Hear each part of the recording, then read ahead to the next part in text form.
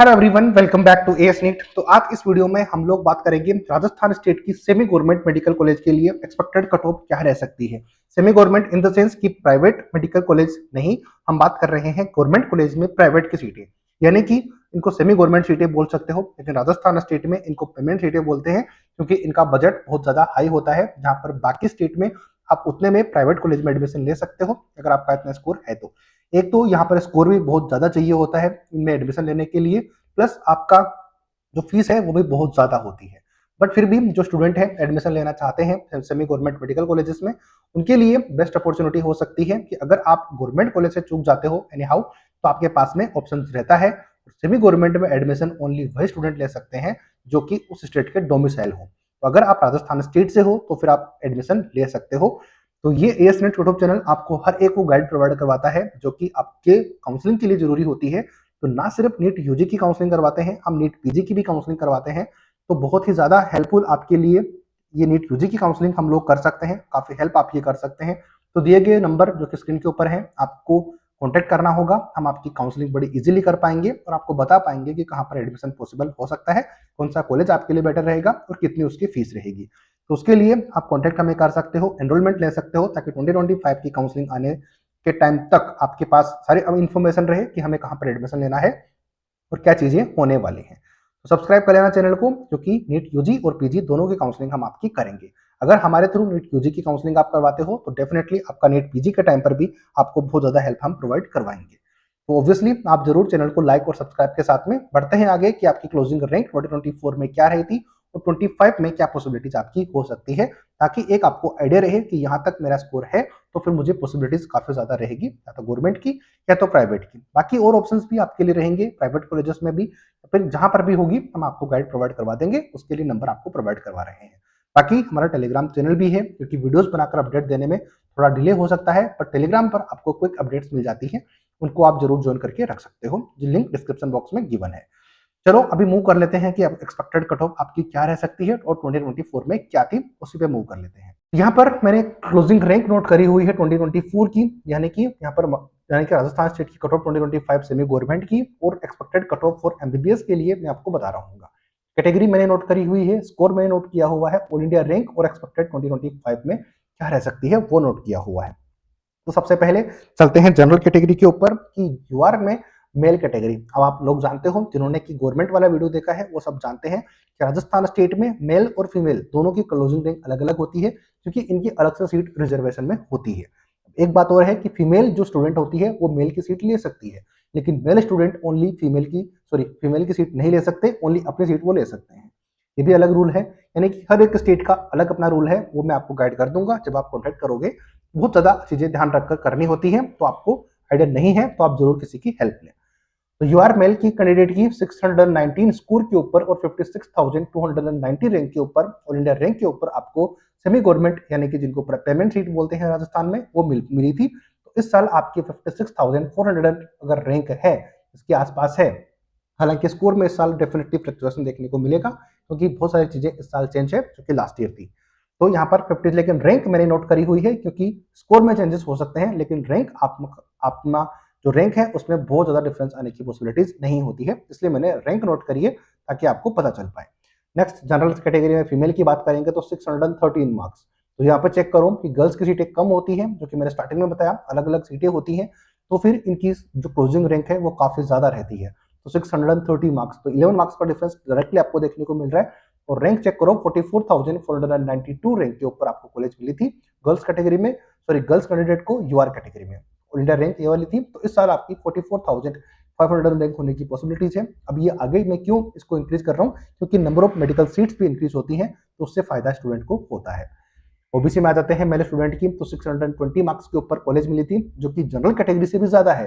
अब इसका क्या लॉजिक है, लॉजिक इसका ये है कि ओबीसी कैटेगरी के स्टूडेंट की सीटें थोड़ी सी लोअर साइड में रहती है, ये इसका रीजन है। आई थिंक पॉइंट क्लियर हो गया होगा।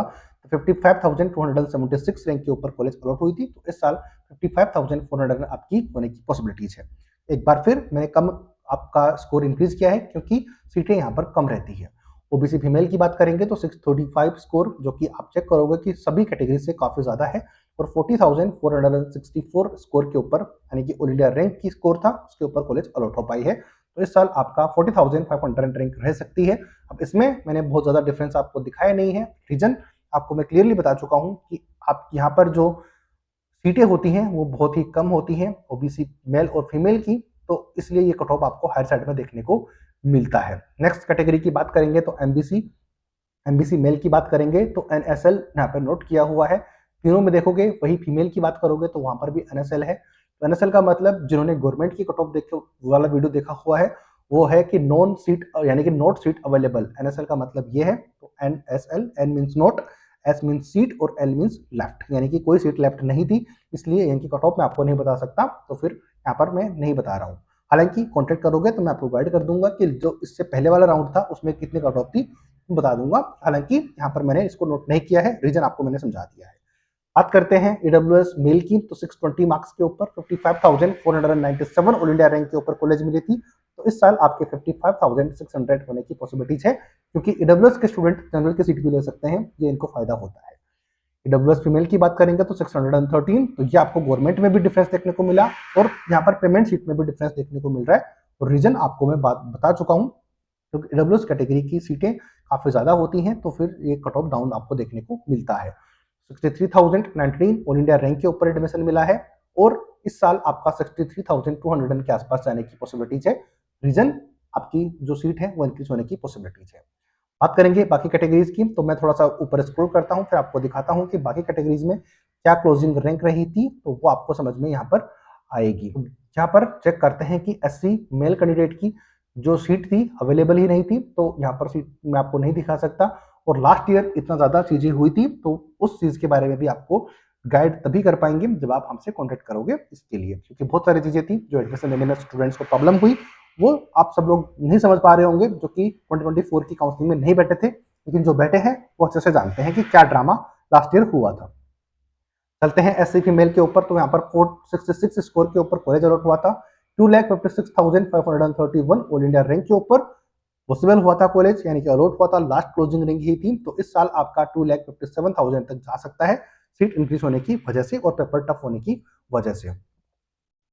चलते हैं एसटी मेल कैंडिडेट के ऊपर, तो 483 स्कोर के ऊपर और 2,30,457 रैंक के ऊपर आपको कॉलेज अलॉट हुआ था। और आपका इस साल 2,31,000 ऑल इंडिया रैंक रहने की पॉसिबिलिटीज रहेगी, अगर आपका स्कोर इसके आसपास रहती है या फिर आपकी रैंक रहती है। तो एसटी फीमेल की बात करेंगे तो यहाँ पर कोई भी सीट अवेलेबल नहीं थी, तो मैंने यहाँ पे नहीं दिखाई है, और यहाँ पर एक्सपेक्टेड भी मैंने नहीं बताई है, क्योंकि आप कॉन्टेक्ट करना पड़ेगा तभी जाकर हम आपको बता पाएंगे। हर एक इन्फॉर्मेशन वीडियोज में आपको अपडेट नहीं कर पाएंगे। तो ये थी क्लोजिंग रैंक आपकी, यानी कि 2024 की मैंने बताई, प्लस एक्सपेक्टेड कट ऑफ आपके 25 की भी मैंने बता दी है, ताकि आपको ये आइडिया रहे कि अगर हमारी रैंक इसके आसपास है तो आपको कौन से कॉलेज के लिए जाना चाहिए। राजस्थान स्टेट की गवर्नमेंट प्लस प्राइवेट दोनों के वीडियोस में बना चुका हूँ, आपने अगर नहीं देखा गवर्नमेंट वाला तो आप पीछे चैनल पे जाओगे, आपको मिल जाएगा, तो आपको हेल्प हो जाएगी। मैं अजय शर्मा एस नेट के थ्रू आपको सारी गाइड प्रोवाइड करवा रहा था। तो चैनल पे नए हो तो सब्सक्राइब आप जरूर कर सकते हो, क्योंकि आप चैनल पे विजिट कर सकते हो, क्योंकि नीट यूजी प्लस पीजी दोनों की काउंसलिंग हम कंडक्ट करते हैं, तो फिर आपको कोई भी प्रॉब्लम नहीं होगी। यूजी में तो होगी ही नहीं ऑब्वियसली, और पीजी में भी आपकी काफी हेल्प हो सकती है। यहाँ तक वीडियो देखा है तो आपको काफी नॉलेज मिला होगा, अगर नया सीखने को मिला है तो लाइक करके जरूर जाना। सब्सक्राइब चैनल को नीट 2025 के लिए कर लेना, आपको बहुत हेल्प यहाँ पर मिलने वाली है उसके लिए। इसके अलावा ज्यादा से ज्यादा शेयर करना, हमारे टेलीग्राम चैनल भी ज्वाइन कर सकते हो।